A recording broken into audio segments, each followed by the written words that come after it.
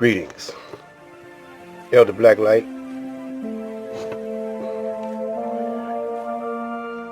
I'm going to run down a list because we want you to stay tuned up and tuned in. This is the menu of what's getting ready to jump off here at the Soul School reservation. I shouldn't say that. The Soul School crib. You know, your brother been doing this for a pretty good while. I'm a senior citizen. I'm retired. I got the kind of flavor that will save you and the kind of knowledge that you won't normally get in college. And so I'm going to give you a menu for the next couple of days, if you follow what I'm saying. First coming up on this same video, we're going to have this cat named David Ickle. He's like testifying to what I've been saying all along. Then we're going to continue with Dr. Aline Bay, Mastermind Allah, Mother Tynetta. We're going to continue with the Supreme Wisdom. And of course, you know, we're always going to have a little bit of the Honorable Elijah Muhammad. More breathing techniques. And then we're also going to have what black organizations that are pro-government or down for the plantation, the government. We're going to also, in that package, feature the YouTube All-Stars, the ones who are down for black people and the ones who are really government agents, and what Trump is using to make the Illuminati cooperate with a deal they can't refuse, and using that coronavirus as a leverage. I don't know if y'all heard this, but Trump told the truth on who owns the mines of the USA. And also we're going to talk about turning your hood into fort cities. Keep all devils out that are government agents. Use the barter system. Learn how to make ammo and weapons. Learn how to make solar panels. Create your own food supply. Watch a movie called The Stick-Up Kids. That's a very important movie. The Stick-Up Kids. Coming up next is going to be David Ickle. And I'm going to expound on that after you get a little bit of where he's coming from. Check this out. 45 million people got the flu in America, according to Centers for Disease Control and Prevention figures. 61,000 died. Where was the hysteria then?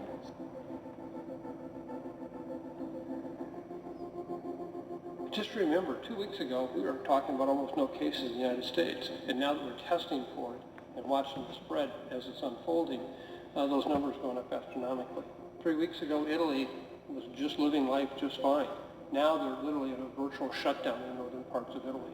And that's the challenge with an infectious disease like this. It can spread very quickly, and it also can infect people. For 30 years, I've been warning people in my books and in every other way I can, that this world is controlled by a cult.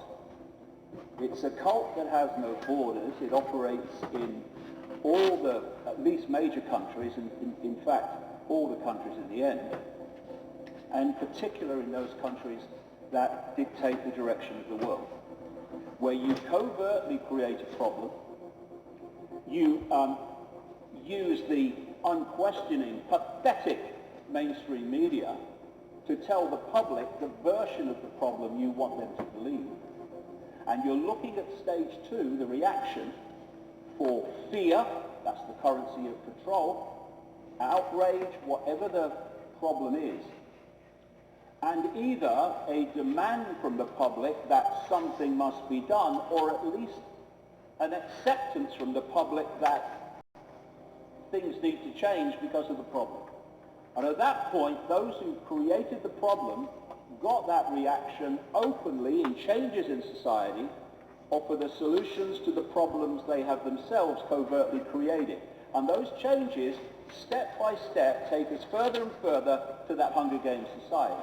Obviously, there is a strain of this coronavirus, because there are many coronaviruses, which appears to be different. But if you look in terms of the danger is to a certain section of society.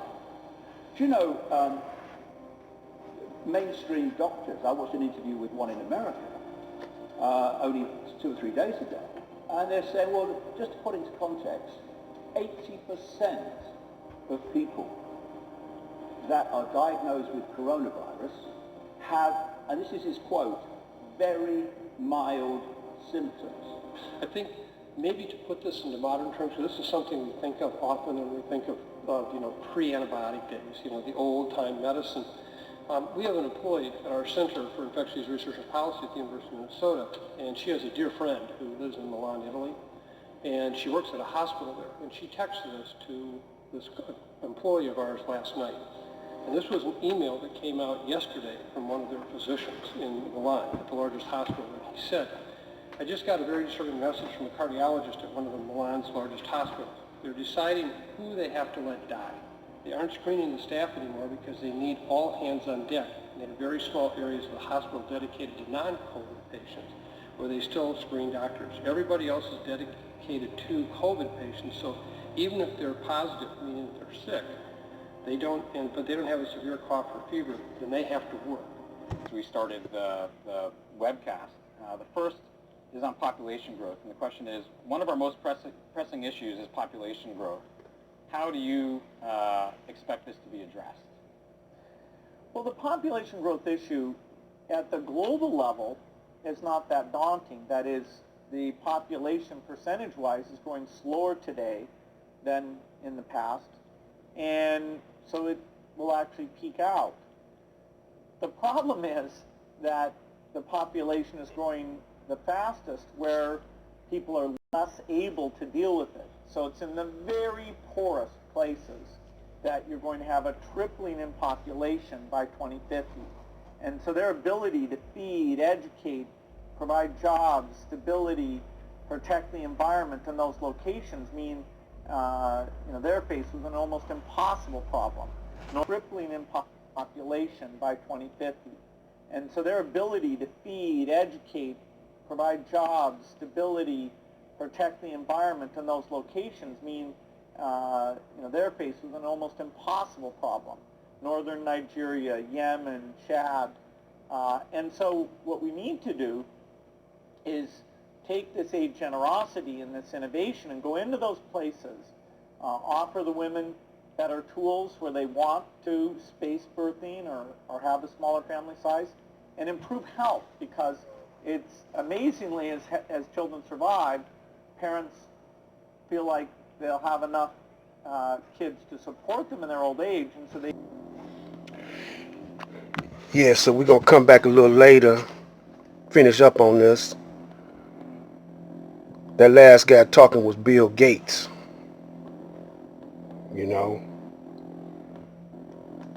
That's the plan, see.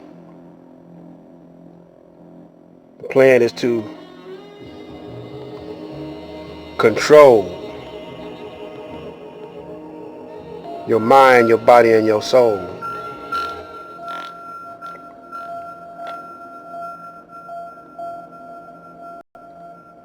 So we're going to get on out of here with this one.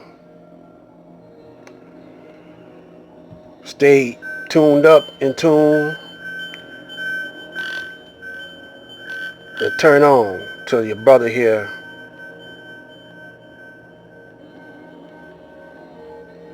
Sugar and sugar, salt is salt. If you ain't catching on by now, it ain't my fault. Black light.